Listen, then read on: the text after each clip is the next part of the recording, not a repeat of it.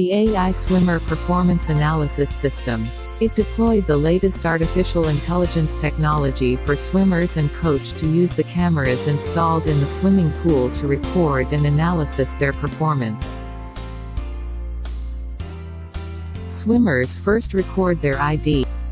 Then different camera could record the jump start, acceleration and swimming actions. The jump parameters such as start angle, distance speed and the angle of insertion into water could be measured and provide objective data for coach and swimmers to evaluate.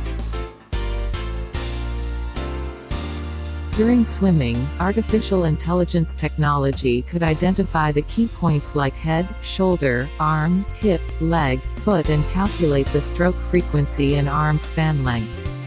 Energy output and efficiency can be determined. Swimmer could go to the kiosk and access the performance data on the touch screen.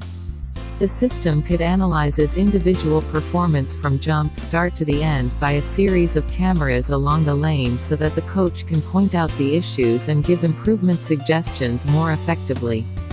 In addition, the system also supports group training analysis. Multiple swimmers can train their leg or arm stroke under the cameras and the system could analyze their performance collectively. This solution makes swimming training more interesting and effective.